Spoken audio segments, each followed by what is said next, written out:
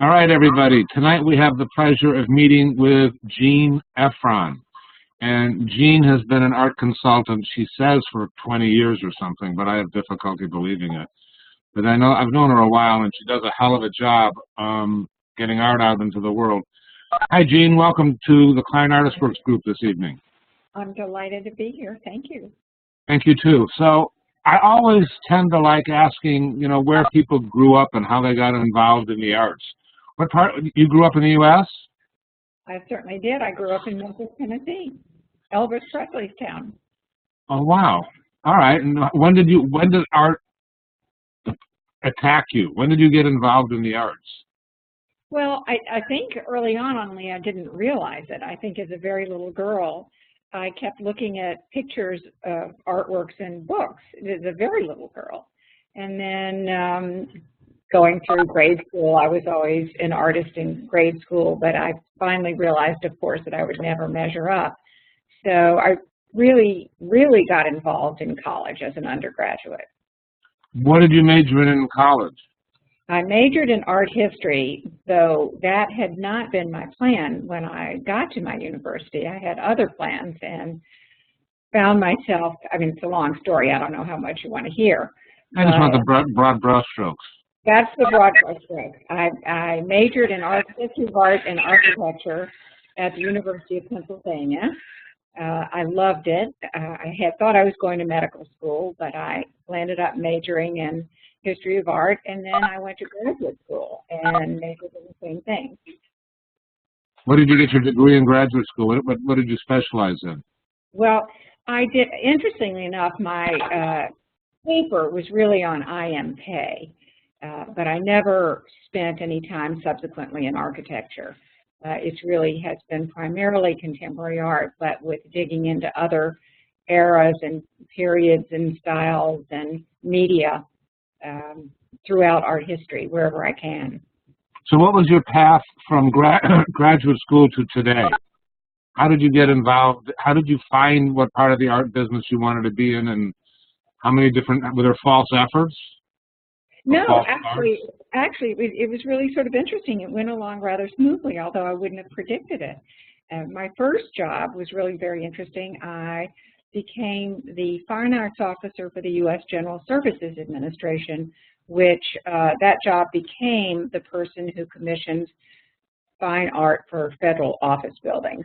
But it started out in a very interesting way. I had read in the Wall Street Journal an article that the federal government wasn't taking care of works of art that were made or are commissioned by the federal government during the 1930s and 40s. People generally refer to it as WPA, but it was there were many programs that operated during that period. So the General Services Administration, which builds all federal buildings, was charged with keeping track of all federally commissioned fine art, large-scale murals and sculpture. So if any of you have been to Washington, which hopefully you have, maybe you remember these enormous horses in front of the Federal Transportation Administration. I think I have that right.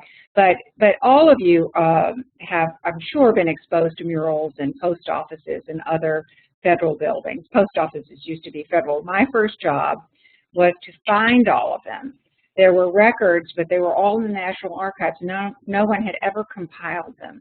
No one had ever made a list of who the artists were and where the artwork's there. And it was fascinating because then I hadn't thought of this. I think it very much led into what I do because I was interested in how artists were selected for these large-scale mural and sculpture commissions in federal buildings.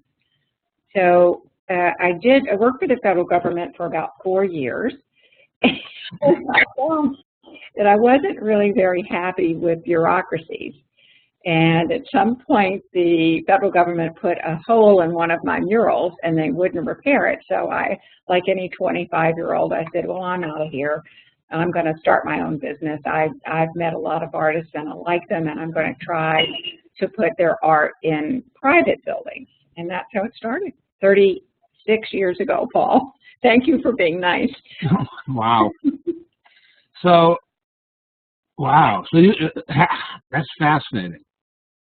I want to stick on the art consulting stuff, but I'm really curious about, I mean, I've read enough about WPA and how things got selected and so on. But it is interesting. So you're in Washington, D.C. Mm-hmm. How have you ever thought about being elsewhere? Yes, but I love it here.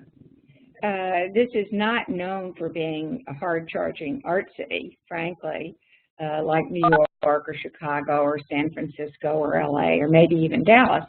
But I like it here. My life is nice here. So I've made it into a life that I like, and it's good enough for me. Are most of your clients in Washington?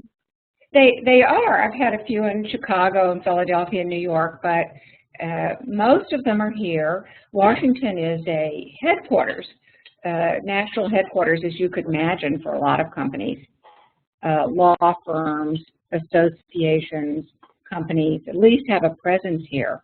So Washington has been very good in that regard.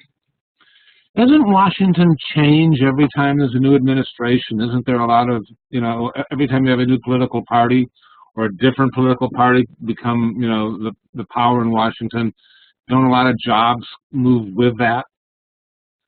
Yes, I think that's true, but it doesn't affect those of us in the art world. It doesn't. Okay, that's where I was going. I was wondering, therefore, new company, new headquarters, new decoration, new art, no. Well, the companies are pretty, not static, but they don't change every 4 years. A company is a company is a company. Jobs change. Political jobs change. Most of the I mean, I hear what you're saying, but that doesn't affect you a whole lot. So, to what extent are you are you working with existing clients more than, repeatedly? And to what extent are you continually finding new clients? Well, I love working with existing clients. I mean, that's fun because what we're doing, well, number one, it means a client has faith in me, that they like me, they like what they've collected. So, of course, that's the nicest thing in the world. And hopefully I've created a collection for them, a direction for the collecting that's interesting for them and for me. So I like it when they come back every few years when they get more money and build on the collection. And that used to happen quite a lot. I think since 2008, as we all know, the world has changed. The financial world and certainly the art world has changed. And people are putting less money, unfortunately, into art. So there's a bit less of that now, the building on existing collections, than there is starting new ones. And I would say most of my work is in new collections at this point, and commissioned art for large-scale outdoor public commissions. Are those separate from one another? Are those like different kinds of endeavors? They really are. My business is in two parts, you might say. Part of it is in building collections, and I guess one might say I would go into a business of some kind and help them establish a direction for their art program, a budget, where the artworks are going to go, the type of artworks they're going to collect, and then acquire them for the firm with the help of an art committee.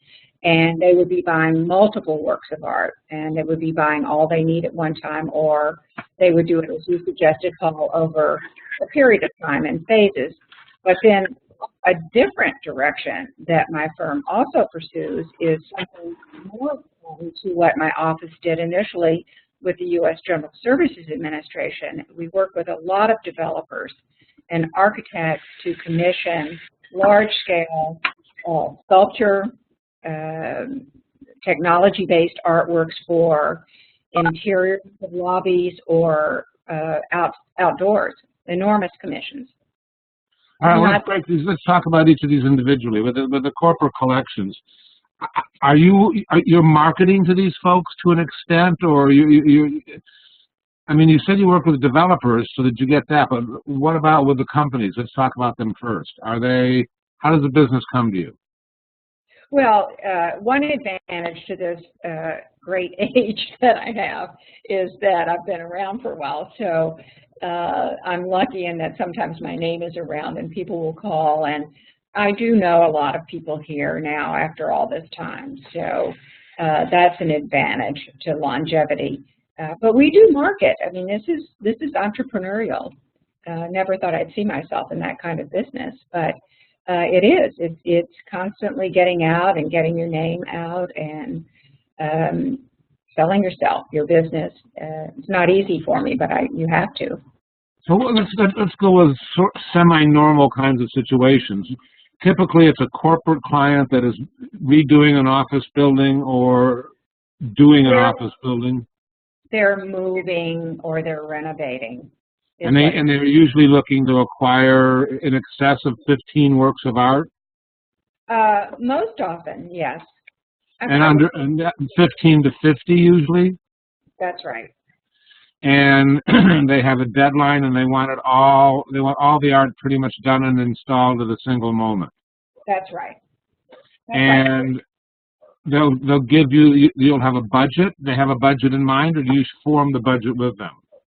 Either way, they can give me a budget, and then I can tell them, I'll look at their floor plan and elevations. I'll work with the architects and mark priority locations. This is primary, this is secondary, and so forth. This is what you can get for this much money if you do this number of locations, and then that works into a direction, So I think I've forgotten the question, but so I can help them develop the budget, or they can give me a budget, and I'll show them how it's spread, so to speak, and the media, the types of things they can get for that budget.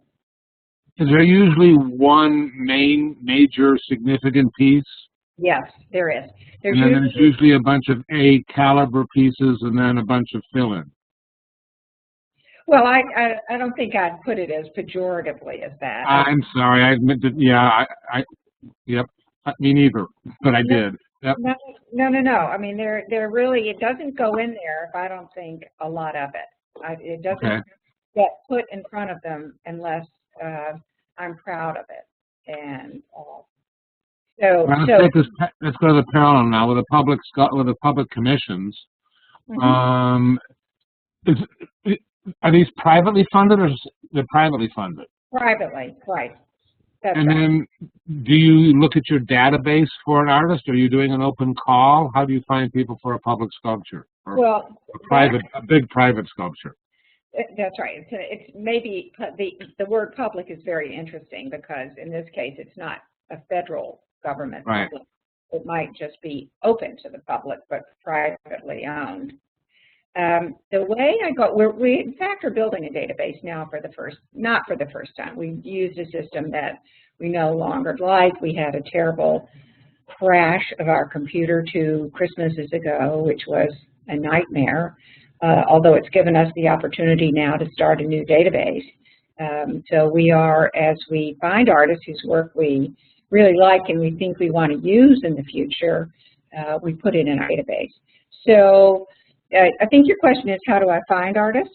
I'm thinking in terms of public sculpture, I'm thinking in terms of sculpture commissions at the moment solely. Mm-hmm. Well, what I do is I don't put out a call for artists. That would have been typical, let's say, in the federal government. And there certainly are other types of, let's say state and local governments will put out a call. Or there might be, but I don't. What I do is use 36 years of resources of artists that I know, magazines and articles that I read. I mean, we're constantly reading and looking all over. We try not to miss anything. Of course, it's very, very hard, as all of you would know. I tease my husband, who's an attorney, and I say all you have to do is open up a law book or open up your latest tax, whatever law changes, and it's there. But for those of us who are in the visual arts, the sources are many. In fact, I have to say that quite a bit of the time I'm overwhelmed by the number of things that I look at, and being the compulsive person that I am, you can never ever get on top. So it's magazines, it's brochures that come in the mail, it's exhibitions locally and nationally and internationally. Whoops, woo, hello, I'm back. Uh-oh. No, I can still hear you. Can you hear me? Let me Yep. see. Okay, Yep. there you are. So it's an endless, I mean, there is, of course, now emails are over the top in terms of what comes in on the computer online. So what comes to you for possible corporate jobs and what comes to you for possible sculpture jobs is pretty much the same procedure. Yes, that's right. And then let me just make one correction. When you refer to sculpture jobs, I guess generally really might say that many of the large-scale outdoor pieces fall under the category of sculpture, but others you might really put under the technology. Okay. Sometimes the interior works can be painting, and certainly other media. But I think you're right in the sense that most of them tend to be sculpture, although that's changing now into many different media. How often are you working with galleries, and how often are you working directly with artists? Both, almost equally. And I don't make a judgment as to which I always like working with an artist directly, by the way, because it's more fulfilling because you're talking directly to the artist. And whoops, I lost you again. No, I'm changing. Well, you'll see. I'm bringing up your website. Oh. So this is an exhibition. We do no, this is a collection we just finished. You don't have to talk about this. I'm just changing the background noise. Okay. So I work with artists when I can. If the artists are represented by a gallery and I want to use their work, by all means, I always go through the gallery. And I think, by and large, I'll go back and clarify something I said. The galleries are really very good about letting me deal with the artist, and so much of the pleasure comes from that. But if I call an artist and that artist says, no, you have to go through the gallery, then of course I do. So it's about equal. When you work, let's talk about money for a moment. When you work with a guest, my understanding is that there's two ways that an art consultant can charge for their services. One is that you can charge the client and you're not getting a discount per se from the gallery and you're charging the client the fee. And the other way is that you don't charge a client and you get a commission from the gallery. Well, wait a minute. If you do charge the client, you're passing on any discounts to the collector or the client. Well, if you go ahead and explain how these things work. Well, there are many different ways it works. I'm a member of the Association of Professional Art Advisors, and we have very strict regulations for how we can charge. But basically what it falls under is transparency. The client has to know exactly, obviously, how you're charging them, but how you're making your money. So you can bill strictly hourly and take no commission. You can, just as you said, you can take only a commission on the art. One can take a percentage of the job and let's say a percentage of the budget for your fee and pass on the savings on the art to the client. So there are any number of ways. It just has to be very clear to everyone involved, or certainly to the client, exactly where you're making money. Now, I could never keep an inventory. So, for example, that's verboten. I can't have a stable of artists. I can't have artwork in my office for resale. And that's one of the things I really love about my job. I'm just morphing on into something else, but my business model is that I'm truly a consultant.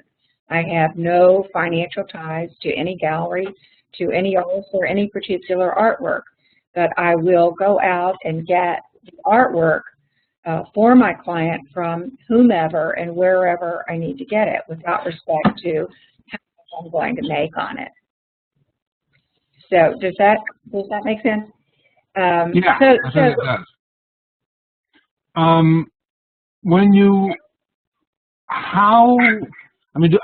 these guys obviously want to know if they can send you images and how, you know, and whether they, and how you, do they send you stuff by mail? Do they send you stuff by email? Are you looking at unsolicited material? Do you categorize it? How do you know? I mean, beyond your own looking, do you get information that's sent to you? Yes, I do, and it's sent to me by galleries primarily, and often by artists.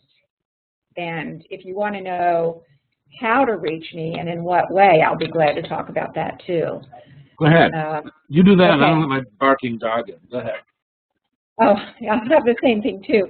I think the thing to keep in mind is that if you're in my business, we're all about artists.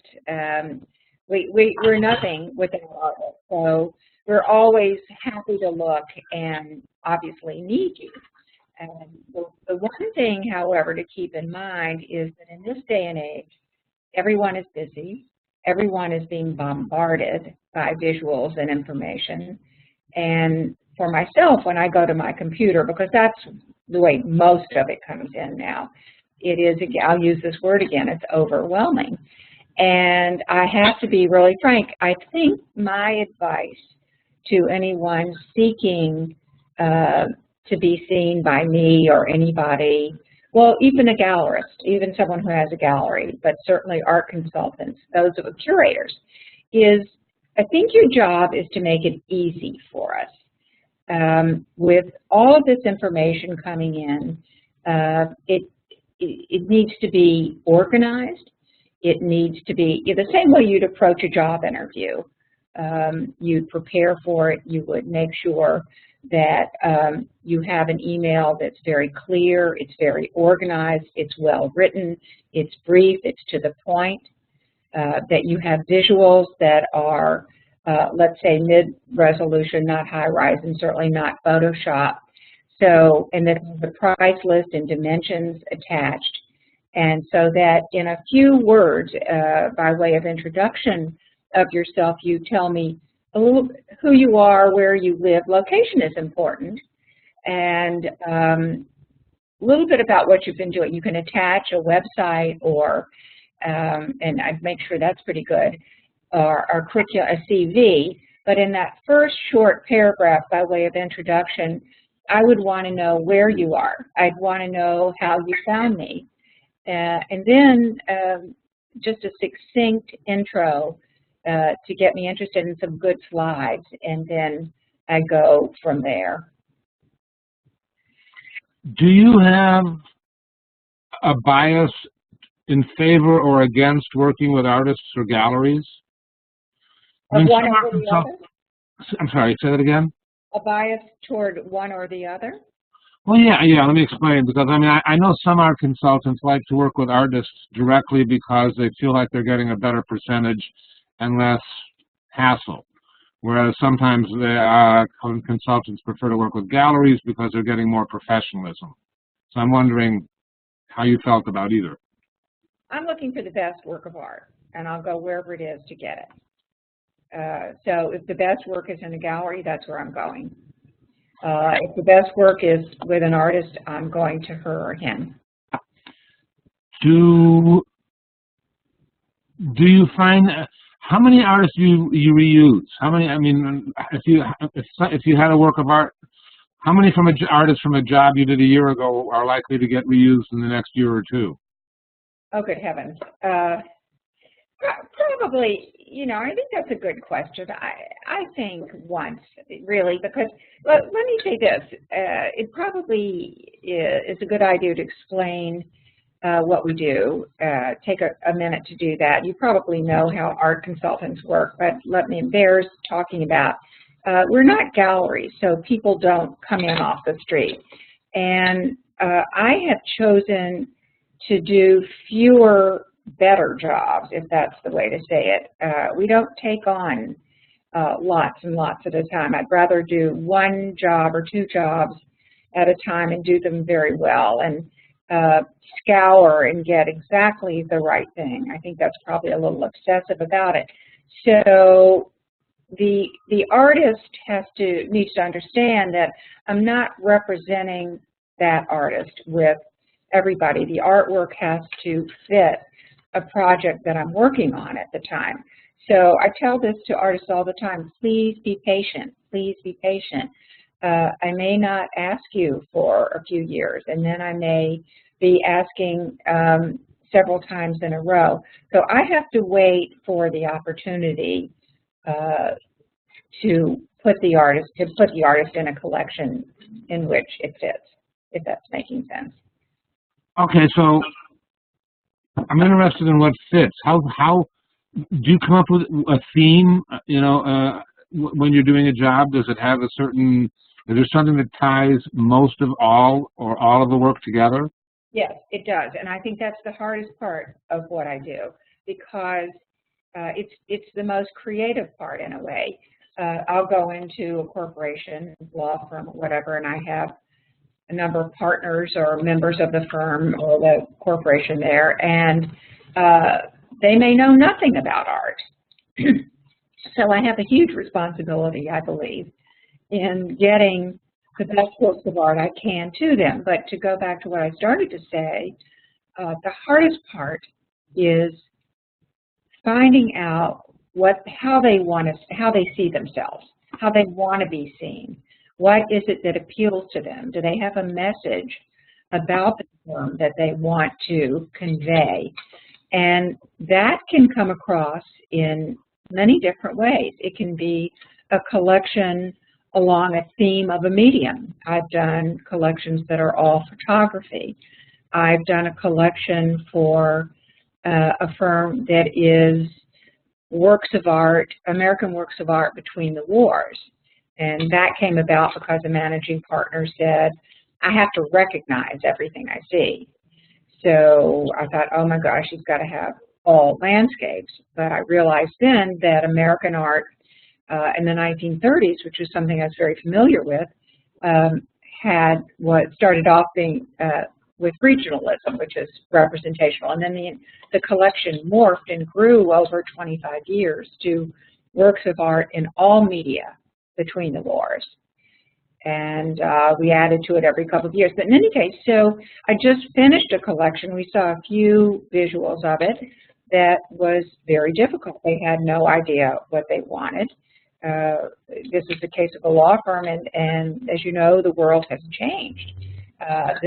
Law firms are now branding themselves. They're marketing. That was something that was unheard of when I started out. So in recent years, they're branding. So this firm had a brand, brilliantly big, ingeniously small. And I took that brand and translated it into a visual vocabulary and into works of art in different contemporary media that it illustrated that visual vocabulary. So it can be almost anything. It can be a company. I did a major collection in antique textiles from around the world because, well, it was Deloitte, and they wanted to illustrate the fact that they have offices in almost every continent. So I developed a collection of rare textiles. So the work that I do is very broad.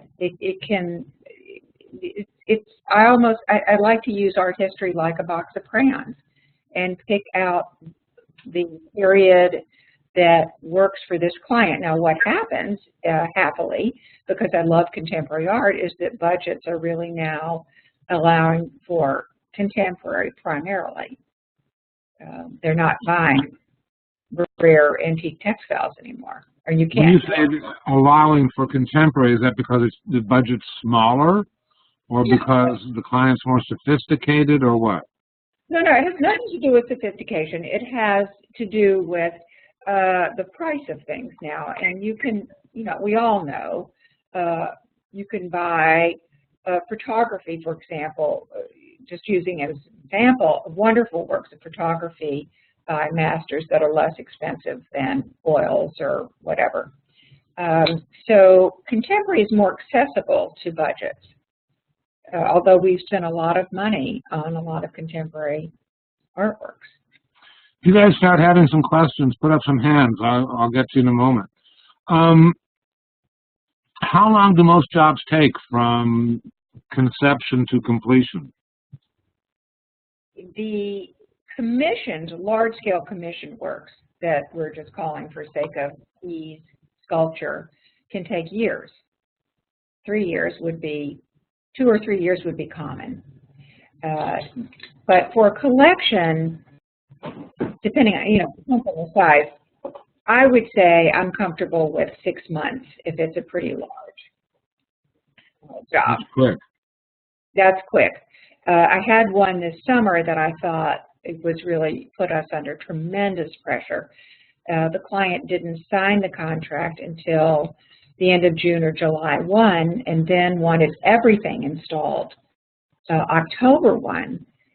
What he didn't understand, but nevertheless I had to work through it, is that gallerists and artists and a lot of people leave in August, like psychiatrists, and they're closed. The framer is closed. So basically for the month of August, it's very difficult. So we were under a 24/7, I mean, really 24/7. I remember. Working 7 days a week, as long as we could, to locate artworks and to pull together a presentation that we gave at the beginning of August. And we were able to reach dealers and artists in August and had artworks shipped in September, had a framer tied up, sworn to take our work for the month of September so that we'd have it in October. It was, I don't want to do that again for a long time. I hear you. Annie, take it away. Hi, Jean, sorry. Thanks for the information. It's really fascinating. I have a question for you about when you are looking at artists' work and selecting what you want to show and sell and all of that kind of stuff and present it to the client.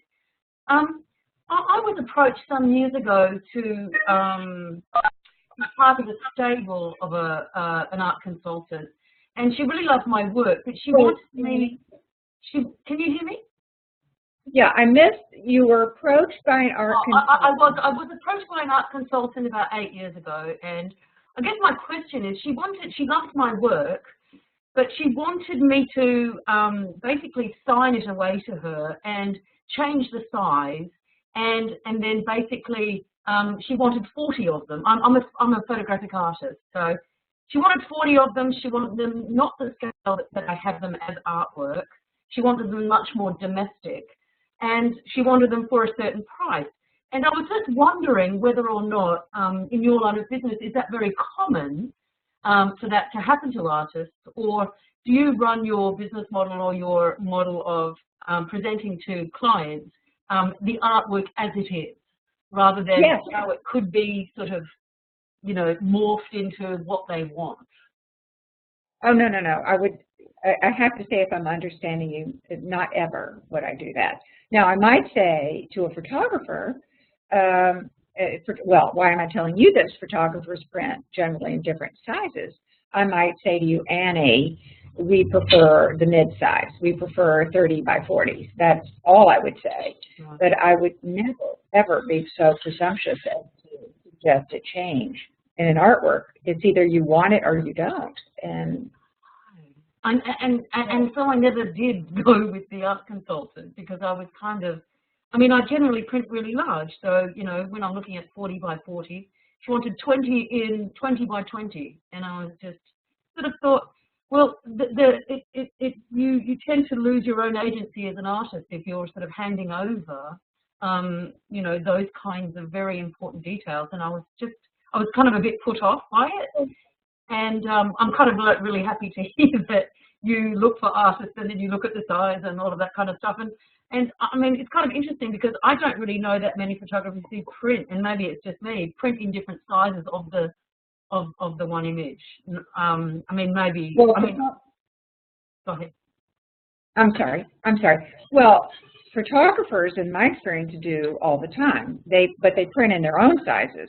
They might say, no, I don't print 30 by 40. I only print 20 by 20, 30 by 30, or whatever, in whatever format and size, and this is it. So if you want something, it needs to be in one of those sizes. Now, I might, if I'm understanding what you presented to me, if I were working on a hotel, for example, I might say to you, Annie, I need 20 of this photograph, and you tell me that you'll print it in a 30 by 30. Is your edition large enough for me to have 20 at this size? If you say no, that's it. But if you say yes, that is the size that I normally print it, and I do have an edition, then I could buy your whole edition, and that would be wonderful, wouldn't it? Would you like to buy an edition? For a good price. But I'd never say to you, crop it here, or here's a size that you don't usually print in, and I have to have it this way. I just wouldn't do that. No, thank you for that clarification, because I said no in the end, because I didn't really know of anybody who had been subjected to that kind of question, and I just felt like some of my rights were being taken away or something. So well, that's not a good feeling. Needless to say, that's not a good feeling. And wherever you feel that, I'd have to say you have to stay away. Right. And be true to yourself. That's awesome. Thank you so much, Jean. I appreciate that. No, you're welcome. You're welcome. And the outfit you were talking about isn't of the same caliber that Jean is. No, obviously not. There you go. All right. Thank you. I saw questions down here. Maureen, go ahead. Thank you. Jean, your work that I've seen online is really elegant. Oh, really beautiful. Thank you. And I love the way it has a really great installation feel. I've honestly not seen anything like it. Oh, nice. Thank you so much. No, it's just really true. And I'm kind of trying to get an idea of how much of that is you in terms of your style and your elegance. And I really want to ask you who your favorite fashion designer is. Oh, somebody I can't afford, that's for sure. I'm sorry? I said it would be someone I can't afford, that's for sure. Oh, that's very kind of you to say. No, it's true. I think, you know, certainly installations and art selections do reflect one's tastes and personalities and how one likes to see things. I think there's no question about it. I never stopped really to think about that, if you can believe it, in all of these years. But it has to be, I guess, a reflection of me in many ways. Yeah, I was thinking like Calvin Klein, or maybe, oh. you know, just in terms of the clean lines and the. That's it. Well, I think this is very, very funny, Maureen, because Calvin Klein is my favorite designer. Really? How interesting. Very funny. Thank you. This is very funny. Yeah, it makes a lot of sense. Yeah, can we get back to something boys can understand? Sorry about that. But thank you so much. Okay. See, it all comes out here. I'm really transparent, aren't I? Apparently, I guess that's a good thing. This is fun. We women know each other. Yes, we do. Tamara, your turn. Do you have an equally obtuse question? Well, first of all, Jean, thank you for speaking with us. And I like looking at the link between fashion and art. They're both about visual components, and so I find that fascinating. So I just appreciate that question. And yeah. So the question that I have is, when you speak about holding on to or looking at artists for years, like being patient, are you having a filing system for the packets that you have, the brochures, the magazine articles, or how do you hold it all together? Oh, you have asked for $64,000. We are constantly evaluating this. And one of the young women who worked for me a few years ago looked at me in frustration and she said, Jean, you have 35 years of archives here. It's time to straighten this out. But I am obsessive, so I like to keep everything. And the problem is now we're on this digital age. So there's a lot, well, first let me say that deciding how you're going to keep it and what you're going to keep and how is the hardest question in the world. We grapple with this every day. And I don't know if you could say the internet and the computer, the scanner and whatever has made it easier or what, but I think going from hard copies to digital is an interesting thing, and we're doing a lot of that. But it's funny that you asked me this. We were just going through the hard files. We have tremendous numbers of lateral files with hard copies.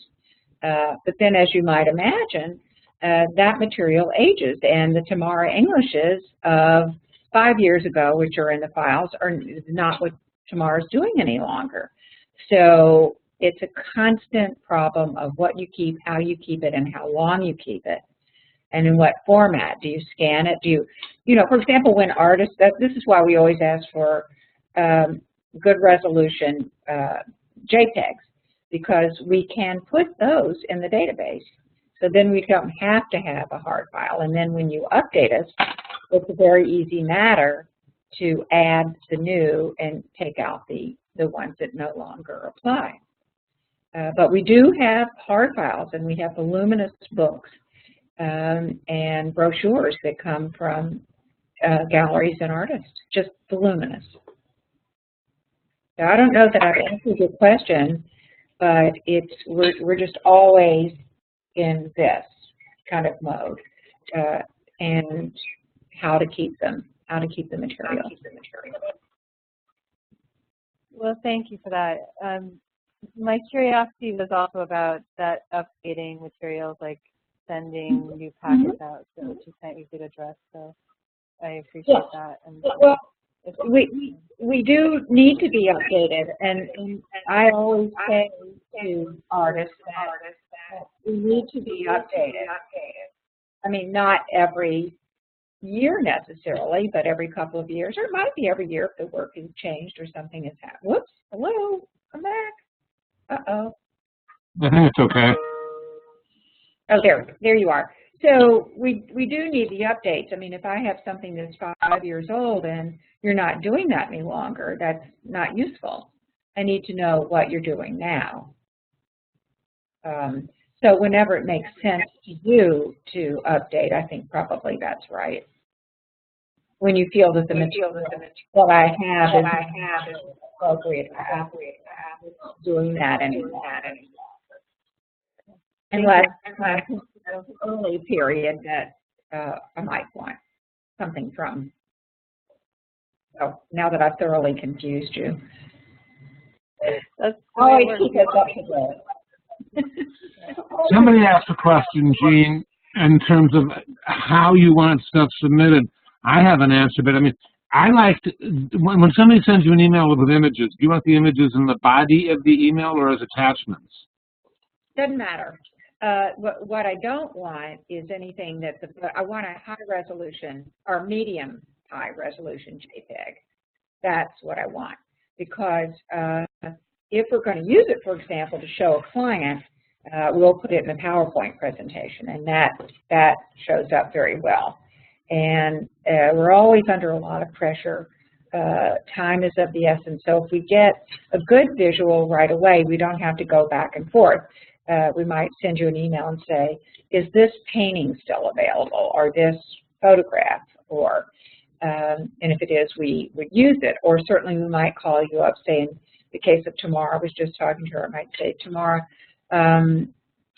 we're looking for a work of X dimension, and I like your work a lot. Could you send me visuals of works that blah, blah, blah, that you're working on now within this price range? And then I would want to have them in that kind of mid-resolution JPEG, and then we would be able to save it to a PowerPoint presentation, or certainly save it in the database. But we wouldn't have to keep going back and forth from a website visual, which is not something we could reproduce to show a client. So if we have the good image to begin with, that saves a lot of time. And a price list that matches the images by title and in order. Make it simple on your people, folks. That's, you know, the idea is be efficient, be thorough. Well, it's really it's like I said, I mean, you have to think, you know, our business is knowing you, but at the same time, to be really honest, the world is like this. One is being bombarded all the time by visuals of all kinds. So the person who comes through and presents himself or herself well in an organized fashion with the proper information attached to it is the person who gets looked at. If somebody sends me something, hey, Jean, or something like that, you know, I have to say that that's a little more formal and that's off-putting. But, you know, dear Jean, this is how I got your name, or I'd like to see you work, and something interesting about yourself, and then the visuals attached with a price list that's very clear that matches them in order with the title, the dimensions, the medium, and the price, then that's terrific. That I look at. Okay, good. John Forsman, go ahead. I was curious how many people were in your firm, and the other question is with exterior like metal sculptures, do you supply a concept to the artist? Oh no, never. Get built? No, never. Never. Well, maybe I should try to understand what you're saying. Okay, go ahead.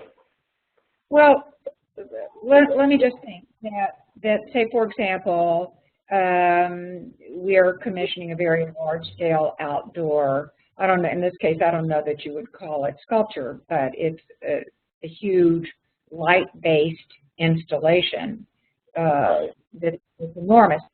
So I wouldn't, what I did in the case of that artist, and artist I was looking at, I said, this is where the artwork needs to go.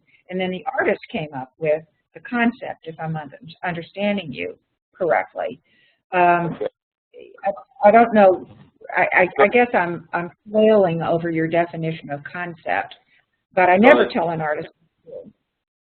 I might select the artist because he or she works a certain way. That would lead me to to work with an artist, or to ask him or her to make a proposal. Okay, so then the artist would be expected to supply like a maquette, a 3D maquette, so that they can look at it? Well, this is a long process, but are we talking about commissioning a sculpture then? Yeah, outside, an exterior kind of, you know, stainless steel, bronze kind of thing, fabricated. Yes, there's a process. The artist, I'd approach certain artists who I think would be appropriate for this this job, this project. Then the artist would send in their visuals. The clients would select the artist they prefer. I've vetted them. The clients don't see anybody who I don't think can do the job and who hasn't shown that they've done it before. And then the artist would get plans and elevations of where they would go. The artist would come back with his or her concept for it, this high, this wide, this medium. Then once the client said, yes, that's good, then they would go to the design phase, and the artist would develop his or her ideas and then present that to the client. Then with the go-ahead, it would be developed further. And so at some point, there might be an actual maquette, or there really might not. I mean, these days with computer programs, CAD and whatever, one can make a very good representation of the idea without actually going to a model. But in some cases, we do have models. Wow. Okay. I was just curious. We have an enormous, oh, I'm sorry. Well, let me just say this. We have a rather large, well, we have about 5 or 6 going on now, but I think in none of these large sculpture, if you will, commissions has the artist actually made an actual model. However, they have been able to create it on a computer program so that it is seen. You know, one can. Do the artists themselves have shops to build them, or do they sub them out to fabricate? Well, it depends. It depends on the type of artwork. Today, for example, that's a very timely question because heretofore, I mean, in the past, the artist always fabricated, right? I mean, that's just the way it went. But there might be helpers, or there might be a shop that would do certain things. But by and large, to really generalize, the artist would be the mastermind, certainly always, but the main fabricator. But today, for example, talking about a job that has to do with LED light technology, and it's complicated, and there'll be outdoor sculptures. So much of that work is being fabricated by different trades. The glass will come from one place, the LEDs and the mesh will come from another. So the question is really very good. The concept is really with the sculptor, but the fabrication are with different trades. Thank you, John. Thanks for the information. Thank you. Kevin, go ahead. Hi, Jean. Hi, Kevin. question.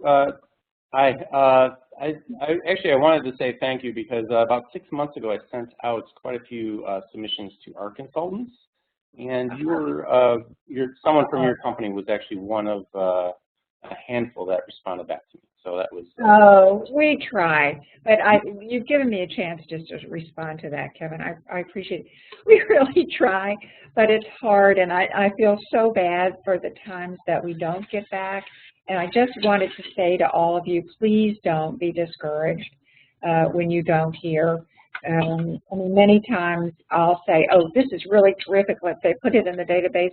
I want to remember this. And I've forgotten to say thank you and that you're in the database. So we have a wonderful young woman who's working as a project manager, who's a photographer, who up until the time she came to work for us, taught here in Washington. And so she knows, she's an artist herself and knows a lot of artists. And I was talking to her earlier, and I was saying, Natalie, what would your students want to know? What do you think we should tell them? And one of the many things she told me is that you should tell everyone not to get discouraged if they don't hear. It is just too much out there, but we do try, Kevin. Oh, sure. It doesn't always work. You know, we're guilty too. Yeah. No, but it's always great to get a response back. Yeah. And it was.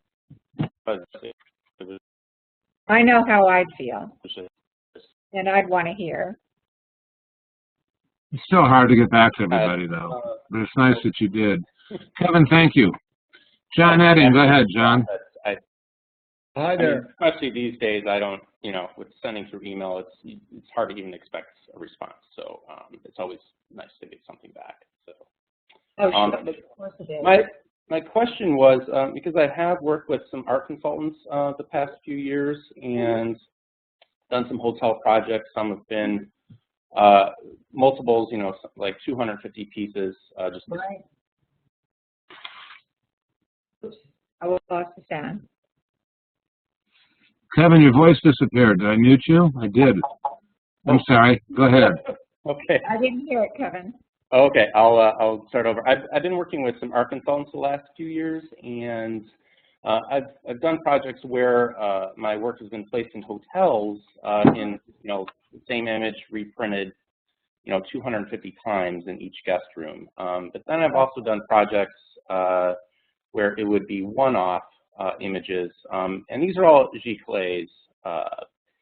So I was curious about a couple of things. Do you gravitate towards giclées or originals? And if it's giclée, how do you typically work out that pricing with artists? Because through all my research, that was one of the hardest things to find online, was essentially like the industry standard for if you have a photograph that was, whether it was reprinted 1 time, 10 times, or 100 times, obviously the quantity is going to bring down that price per piece. But as an artist, independent artist, it's hard to determine where to find that sweet spot so that you can continue working with the art consultants and not like immediately lose the project in that case. Well, I think you said a number of different things. I won't get into breaking down original versus G-clay, but I think you're really talking about multiples in large numbers. Is that right? Yeah. And how you price that. And certainly fewer images make it more rare so that the price can be higher. But I don't think that there's no standard. There's no standard. It's a question of finding your way in the market. It's a question of what has it cost you to produce it? What do you need to make on top of that to make a living?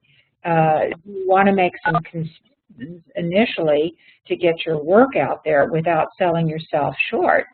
But there's no standard, I think. And you have to get out there and test the waters and see what you can get. That's kind of what I found, actually. So you what? That's sort of what I've discovered is that, yeah, it's just really testing the waters and, you know, trying to get to that sweet spot. Sure. I mean, it's like a question of, say, fees or an hourly fee. I mean, I'm always thinking about, well, what do I need to make to pay the overhead? And where am I in my career, and can I charge a little more? Or, you know, is the market such that you can't demand a certain price? I mean, that applies across the board, whether it's a fee for time or art. You have to see if, you know, Kevin's work may be selling for quite a lot of money, or you might be at the beginning where you really need to keep it low to get it out there. But I would never sell myself short unless there was a good reason, that it would bring more business coming in, or maybe I just needed the money at that point. Mm-hmm. But I would always walk out of a job feeling good about myself. Right. Great. Thank you. All right, I think we have time for one more question. John Edding. Go ahead, John. I have a kind of a basic question. What is motivating these people to want these collections? Is it for an investment? Is it to promote their brand? Do they take care of the work? Will they pass the work on to a museum or something when they're through with it? What's behind all this? Is it decorative or is it serious? Well, you've asked, I mean, this is a major question, or a major series of questions. I think, first of all, the corporations don't, in their mind, have to, I don't use the word investing. Wait, John, it's John. I don't use the word investing because I think that's kind of slick. You never know, and that's not the way to sell art. It's based on the quality and how good it is. And so that's part of the responsibility of my job. Someone is entrusting a certain amount of money to me, and it's my job to make sure that I find the best works of art possible within that budget. And that's what I owe them. That's my duty. Now, what happens, and what's happened, actually, there's a good example recently, that I have placed works of art that have become more and more valuable over time. And your question about what happens to it is a really very good one. So, for example, they're not buying it for resale. They're really not. And so, for example, it's something I want to get into. I'd like to write a paper or get into a series of lectures, but I ended up placing sculpture by a woman named Elizabeth Catlett. We commissioned her for 3 heroic bronzes. And she has died. She's a major African-American artist, sculptor, and the work has become exceedingly valuable. And it is in the lobby of an office building. Office buildings change hands over time. They have different owners. Owners don't necessarily care about this stuff called art in the lobby. So I am trying to watch over the things I've placed to see if there's anything I can do to make sure that it goes to a museum or to the right place if it's no longer needed where it is. Now, in a collection, if it's something that's transportable, so to speak. You know, I mean, it could be an enormous painting, or it could be a print or whatever. If it's become valuable, I always let my clients know, or painting, for example, a lot of them have become valuable. So I always tell a client, you know, this is the current estimated value of this artwork. I suggest that you insure it.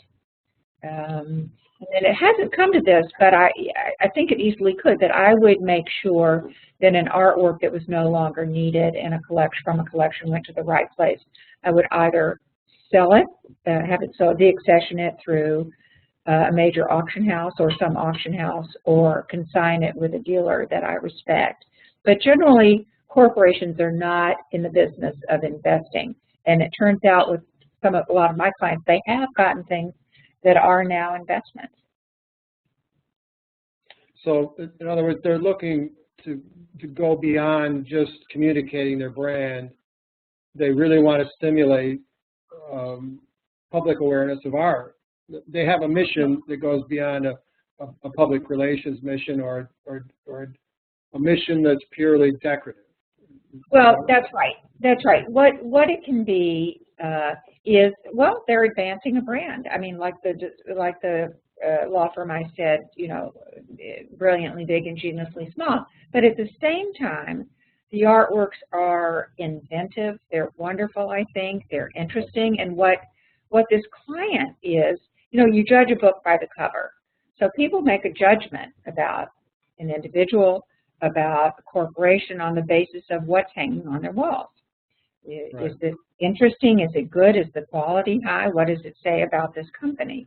So I think the biggest responsibility I have is to make sure that this company is well represented, that it has the best art that it can. Now, they'll collect it for reasons to advance, to say to clients who are visiting, look, we have offices around the world, like I described earlier. Or they may be, in the case of these major law firms that are here, they have young clients and their partners who work enormously long days. Right. And the idea is to make it a nice place, interesting place to work.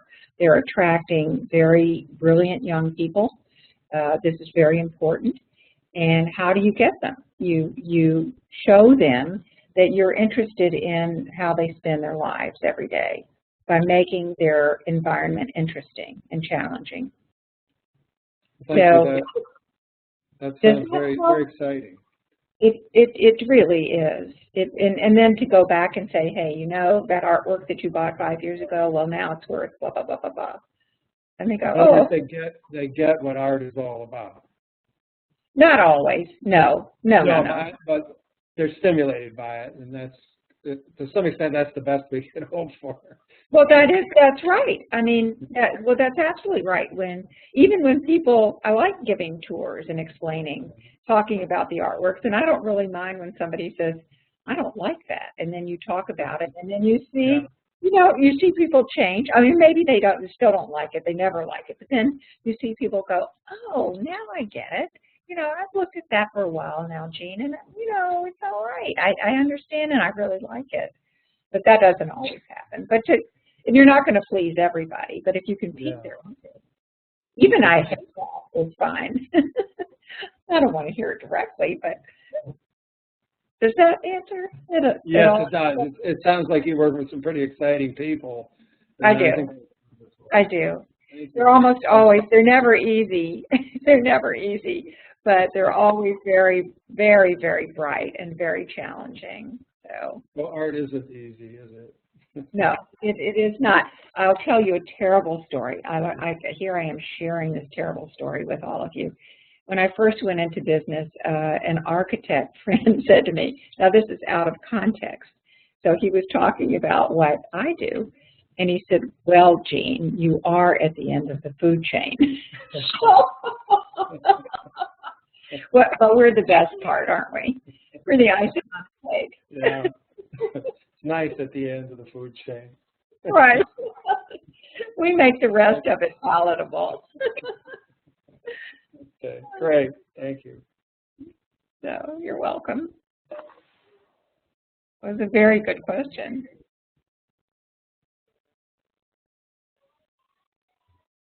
Hello? Oh, I'm not hearing anything. Whoops. Hello? I'm not hearing. Hello? People are still here. Hello? Paul, I didn't hear anything. Can you hear me? Yeah, I can hear you. We can hear you. I don't know where Paul is. I don't hear. Go ahead. Birgit, I'm looking for Birgit. Go ahead. I'm sorry. I was muted. Sorry. Okay. I didn't hear anything. Birgit, are you here and ready? Can you hear me? Yes. Good. I have one question. It's a general question. Jean, are you aware, is your database equally divided by male and female artists? Oh gosh, equally? No, I don't know equally, but I'm certainly very interested in any good work of art by either gender. I mean, I don't know if it's equal or not, but gosh. There's a lot of women and a lot of men. I don't know how to answer that. Okay. Whoops, I didn't hear it. I can't Birgit, hear it. did you want to, I muted her again because there was echo. Do you want to have a follow-up, Birgit? Just curious, because I read an article that the women still have to struggle harder to be on the market and be recognized. And so I was just, throwing this question out.